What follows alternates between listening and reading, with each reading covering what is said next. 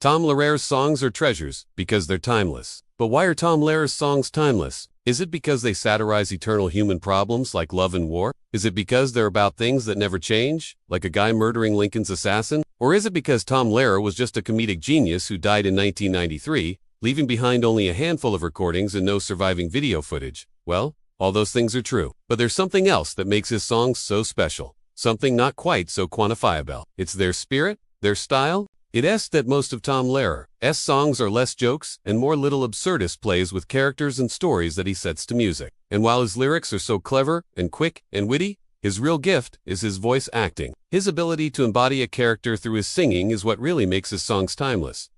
He doesn't just sing about people, he becomes them. With his masterful character work, it's easy to see how some of his songs stand alone today without needing any explanation or context. The Wreck of the Titan, One Step from Eden Lobachevsky. These can be appreciated by anyone, anywhere, anytime. But other songs, ones that were written with a particular time and place in mind, remain funny today because Lehrer made sure to imbue them with universal themes that transcend their original contexts. In this episode, we'll look at one such song, a song that's even more delightful once you understand where it came from. The wonderful When Big Size Mouses. First though, let's start with the song itself, which comes from Lehrer's third album, An Evening Wasted with Tom Lehrer. This collection of songs was recorded in 1960 and contains the bulk of Lehrer's biggest hits, including the elements in.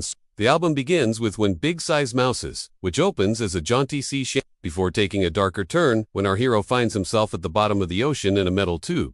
If this sounds like a submarine, well, that's because it is. And this is the first indication that something might be amiss with this song. Because while sub sandwiches are certainly delicious, I think we can all agree the best type of sandwich is the kind you make yourself. You get to pick whatever bread you want, whatever toppings you desire, and however much meat, if any, you feel like having. And for many people, the best way to make great tasting sandwiches is with a good quality slicer. I mean, you don't need one, but your knife skills have got to be immaculate, or you're end up with a sandwich like this. With a good slicer though, you're going to be able to enjoy a wide variety of delicious sandwiches for breakfast, lunch, or dinner.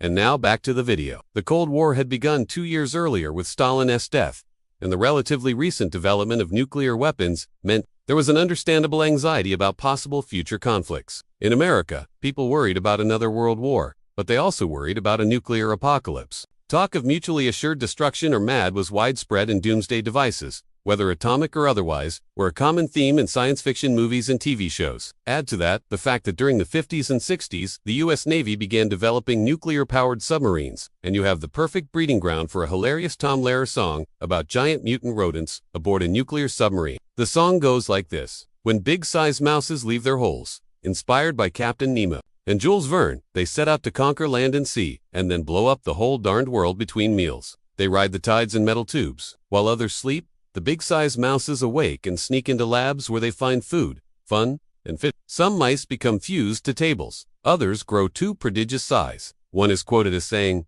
"This table's pretty good. I guess I'll stay." Another says, "I'm through with cheese. I'd rather dine on radium."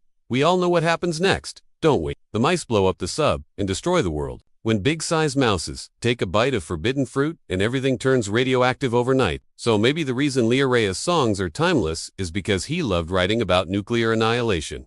Anyway, back to the song. The idea for big-sized mouses originated from a cartoon in Collier's magazine called Submerged by William Cotton. The story is exactly the same as the song, except that it's about rats instead of mice, and it ends the same way with the rats blowing up the submarine. Cotton's cartoon was published in November 1957, almost 3 years before Lehrer recorded the song. In 2011, Lehrer told interviewer Richard Jolson that he wrote the song after seeing the cartoon and thought it would be funny to write it as a sea shanty. Now, I've always thought the B section of the song, where the mice wake up in the middle of the night and go exploring, sounded a lot like a British music hall song, and I recently discovered that may very well be the case. On June 28, 1957, a performer named Stanley Black recorded a song called Those Darn Mice. The verses are different, but the B section is exactly the same as the one in Big Size Mouth. The fact that Lehrer borrowed this part so blatantly means one of two things. Either he was a bigger fan of music hall than I realized, or he learned this part from the audience while performing the song live. It's hard to say, but it does seem odd that he did uncredit Black or the original cartoon in his liner notes. Maybe he just forgot. What's also strange is that When Big Size Mouses seems to have been one of the last songs Lehrer performed live. He stopped doing it around the time he released the album, and for some reason never recorded it again. Perhaps he felt it was as funny the second time around, or maybe he could keep up with the high notes anymore. Whatever the reason, we grateful to have a recording of it, because along with the other songs on An Evening Wasted, it gave us a taste of the unique comedic brilliance of Tom Lehrer. But what's the best way to experience Lehre's music today? There are many excellent recordings, but my favorite is the compilation titled simply Tom Lehrer, with remastered sound. It collects highlights from his 4 albums and also includes 5 previously unreleased tracks. 2 of these are demos of songs he was considering for his final album, and they're interesting to listen to because they include narration that gives us a glimpse into Lehrer's creative process. The other 3 are from a radio broadcast of a program called The World of Tom Lehrer, which first aired in 1965. All the songs are fantastic, but I'd like to highlight I Hold Your Hand and Feel So Warm, which isn't included on An Evening Wasted. The song is funny on its own, but knowing its backstory adds another layer of enjoyment. It's based on an 1895 song called I Travelled Down the River Lee, which itself was inspired by an incident in Irish history. In 1266, King Henry III of England went on a tour of Ireland, and while visiting the town of Newry County, he and his men were captured by Irish rebels. They were held in a cave until a ransom could be arranged, which gave Henry's counselors the opportunity to pen a song about the experience. After being released, the king found it so amusing that he ordered them not to sing it in public. However, the song leaked and became a popular ballad among the common folk, which is likely how Lehrer heard it. Okay, I've given you 2 songs and 2 albums I recommend.